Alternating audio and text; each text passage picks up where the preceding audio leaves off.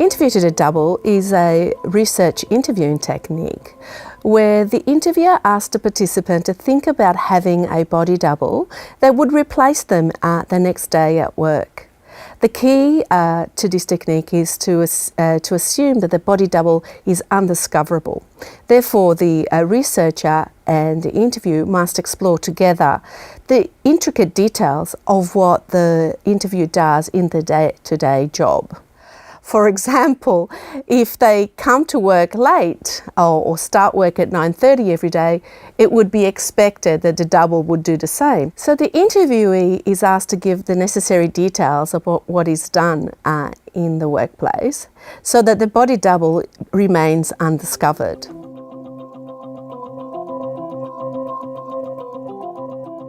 This method of interviewing dates back to the late 1970s to the work of organisational psychologists, O'Donnell and Brianti, who were Italian researchers investigating the workplace. In the 1990s, Professor Gherardi from the University of Trento in Italy writes about the interview to the double. She calls it l'intervista al sosia, the sosia being the double. She writes about these techniques in a text called Le micro decisioni nell'organizzazione, the micro decisions in organisations. This approach continued to be used to uncover practices by both Silvio Gherardi and Davide Liccolini and colleagues throughout the 1990s and in their publications relating to investigating learning practices in organisations. Of course, more recently in 2009 in the work of Niccolini, he talks about interview to the double as a technique useful in uncovering a sense of a practice as a mechanism and as an approach to investigate practices in work organisations.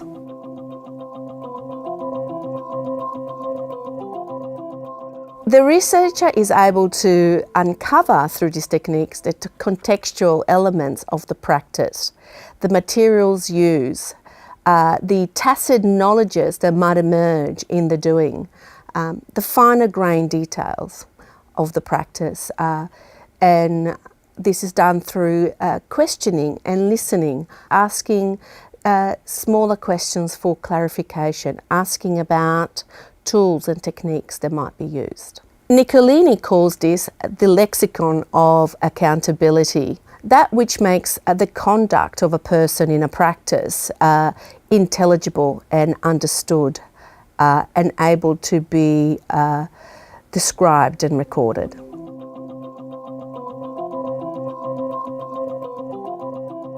So the reason why we chose interview to the double as an interview technique for the current research in WIL is because, first and foremost, interview to the double is a technique that sits well and aligns well with the underpinning assumptions of practice-based studies. The technique was chosen because it allows us zooming in into the practices of practitioners and how those practices are enacted. It focuses attention on the practical concerns of the practice, how the practice is enacted, the detail, the understandings that sometimes might be taken for granted by the practitioner in their day-to-day enactments, but which are really critical in how the practice is enacted, its rules, and the outcomes that might be achieved. So interview to the double surfaces aspects of a practice in ways that other interview techniques don't. It gives the researcher an appreciation about the practice from the practitioner's perspective, from their lived experience. Niccolini talks about this sense as the sense of what needs to be done in a practice, and interview to the double enables that sense to come to the fore. So it is this very sense of what needs to be done that we wanted to surface in our research project about the practices of WIL practitioners.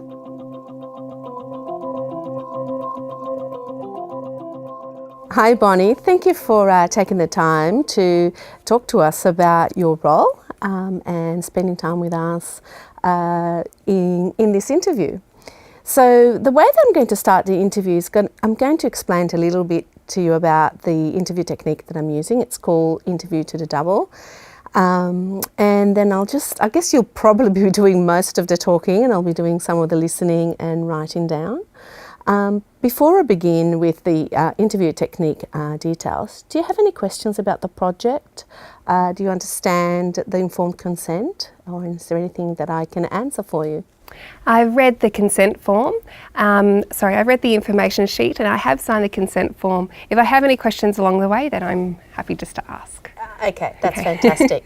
So interview to the double is a qualitative interview technique that we use to get insights into the practices of a worker, of a practitioner in an organisation.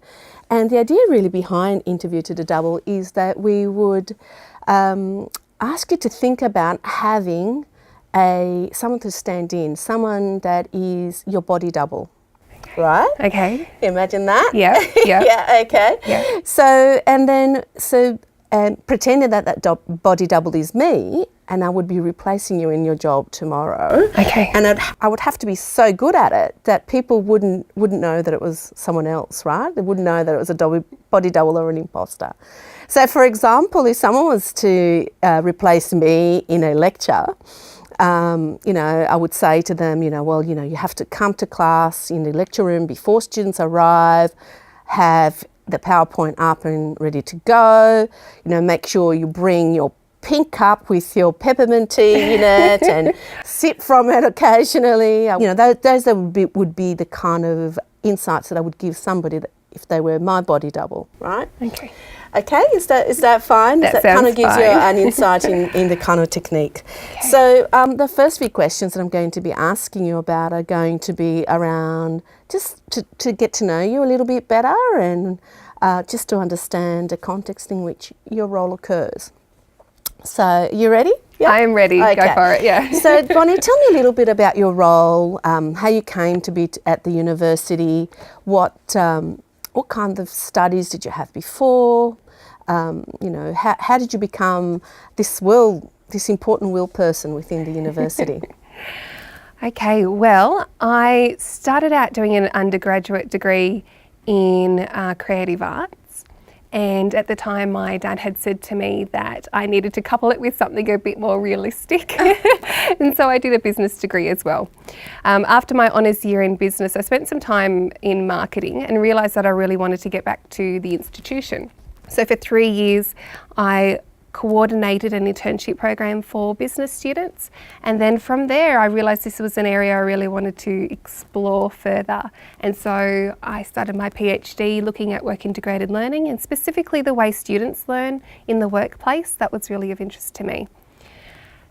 From my PhD and through my PhD, I got a job as an academic developer at the University of Wollongong, and that's where I am today in my current role. So tell me about the kinds of things that you do around WIL. Okay.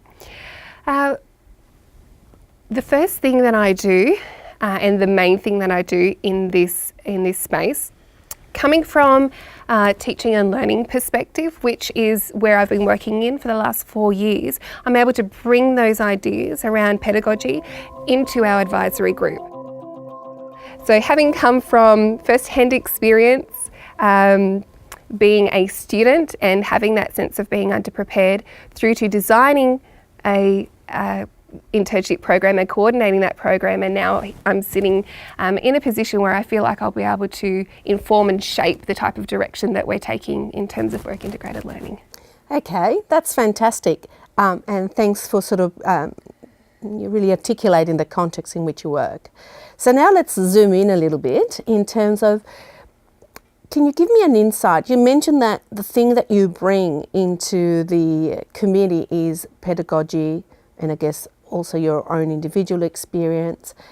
Let's zoom in now. What is it exactly how do you bring the pedagogy in? What do you actually do? So if I was to be your body double, yes, how would I do that? What kind of things would I do maybe in a committee meeting? What would I do before the committee meeting? and so on. So before the meeting, make sure, number one, that you absolutely have read the materials and circled or highlighted, or if you've got any questions, make sure you record those ahead of time. When you attend the meeting, it's important to get ready to contribute. These types of meetings are really quite inclusive, and so they welcome all feedback and any ideas that you have, so there's no silly questions. It's really about trying to articulate and make clear the types of things that we're talking about. So from my perspective, in regards to, say, an item on the agenda, what I'm able to bring, or what you would bring if you were my double, is you would draw on your knowledge and expertise of teaching and learning, particularly around assessment and the way assessments are designed, but also really good principles for teaching, particularly around inclusive teaching and active learning pedagogy. So when something is presented, have a think about whether you feel that is consistent and if that is aligned with really good practice. And if there are some things that need clarifying, then just flag them and say, look, I'm not sure if what you're talking about here is really clear to me at this stage. I need to go do some more reading. Or perhaps it's about even offering a little bit of an explanation for why you think it's not quite fitting with that alignment in that particular time. It's really context specific. So when an agenda item is presented, just take it one by one and just see if there's something there that you agree with or something that you might be able to add to. So in terms of the WIL committee then, can you give me an example of the kind of things that you've brought along, some ideas, some readings, some discussions? Sure. So after we came up with a definition that we thought would be able to be quite a broad definition, we thought classifying WIL into different types of activities would be useful. However, just having the classification sitting there isn't useful because it's not tangible. It wouldn't do something. So as we were sitting in the committee, I made reference to our representative from AQS, which is our quality and standards, and I suggested, or I just posed the question, how can we embed these classifications into our systems and processes? And I was thinking in terms of, at a subject level, whether or not we could actually classify each subject as a type, as a certain type. And so I posed that as a question, and then from there he was able to go, well, actually we could do, X, Y, and Z, which is actually taking the types once we've gone out for consultation and it's agreed upon, and actually embedding that in the standard form that we use. And if we're able to do that, so we're in the stage now where that is under consultation, but if we are able to do that, it means we're going to have much richer data on what's happening in terms of our work integrated practices across the institution.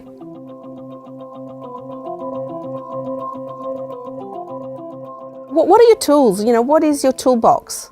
What materials do you use? I mean, you talked about minutes, you talked about reading. Is there something else that you do to hook into the practice, to see what they're doing?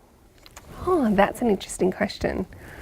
I think what happens is when we have I'll talk about the working party meetings. So before the working party meetings, there's often a body of work that has gone on beforehand, and that's usually myself or the others, sitting, reading, thinking deeply about the concepts and its applications. When we come into our working party meetings, we always sit around food. That's really important for us because we do have quite long meetings, usually 2 or 3 hours. So we sit together around food, and it also makes a more informal space where we can sort of get the juices going. In that space, we usually have readings spread across. We all have our own folders of readings that we bring. Readings might be reports or literature or our own notes that we have recorded. We bring those with us to the meetings. Some of us have laptops, whereas others like to take handwritten notes. And then I think from there it's about this kind of equal discussion amongst us. There's one particular member of the working party who's really good at playing devil's advocate. So what if it's not that? debate, or where are the holes what are the holes that I can poke in this particular discussion? So, so we've all got unique contributions in that particular space. What else did you want to know about that? Well, I just had a sort of a follow-up question. It sounds like you have this fantastic rapport. And there is a camaraderie, a scholarship, a collegiality among the members of this group. Yeah. How do you think that developed? I think that's central to getting stuff done.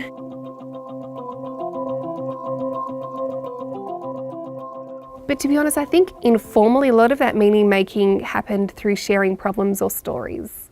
For instance, we might turn up and something has just happened back in the classroom or in another meeting, and we bring that to the meeting and we share these stories that we're having. Okay. So part of the process of collating this data is to perhaps shadow you and being invited to observe you in practice. Is that a possibility, and how might that work? That would be fantastic. So the meetings that we set up within the working party happen about once a month, I'd say. So what that would look like is you would be invited to come along. You won't have to bring food. We usually provide the food for you, so that would be okay. But you will see as you walk into a space, we don't know the room. The room varies any time at all. But as you would walk into the space, you'll see that we're quite a small team of 6. And your ideas would also be invited. We would provide you with whatever reading or whatever it is that we're working on or working through. We would share that with you in advance, and then we'd also invite your ideas as you were there. Yeah. Great. Well, thank you for your time, Bonnie. It's been a very insightful interview, and thank you for being so open and willing to share. You're very welcome.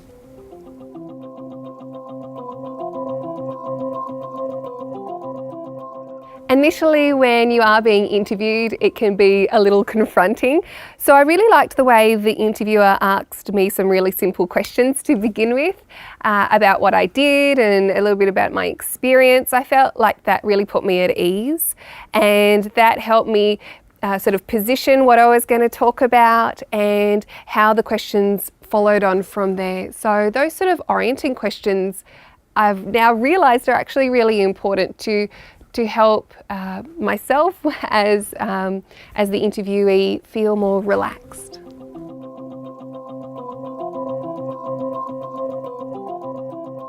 It was really great how the interviewer was able to elicit things about my practice I hadn't even thought about for myself. For example, the way that we meet around food and how that's actually connected to creating a collegial environment and the way that we have built trust over time.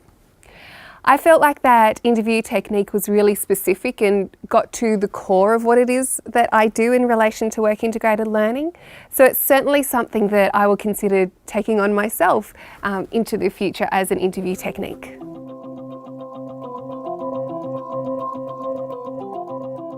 So when preparing for the interview to the double, it's good to have some insights in the person that you're going to be interviewing, and that might include having some pre-conversations to set up the interview. It's okay to bring with you the interview schedule. When I was interviewing, I had a number of set questions. They worked as prompts. You don't want it to make it too mechanical, and also you use active listening, and you really allow the interviewee some leeway in leading you in the spaces that you want to go. You may want to ask them clarifying questions, and sometimes you almost do a little bit of a mini analysis to create a clarifying questions, so that you actually have a feel for a common understanding of what is being said. I also took some notes about some things that unfolded in the conversation, and I wrote things down about food. Food, for example, in Bonnie's comments were an unexpected suggestion, but I think quite an important one. So those kind of notes that you take during the interview are also useful for later analysis of the data, because they work as prompts.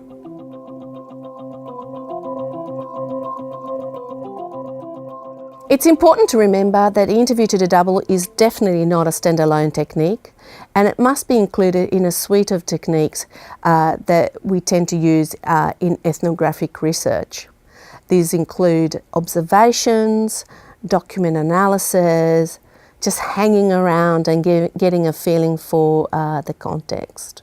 To think that interview to the double is the only and necessary technique in a complete approach to research, I think would be short-sighted, because there is so much to a practice that sometimes happens before the practice is put in place. So being able to get a sense of the context, the materials, and the general, I suppose, to use a non-academic term, the vibe of the place is fairly important.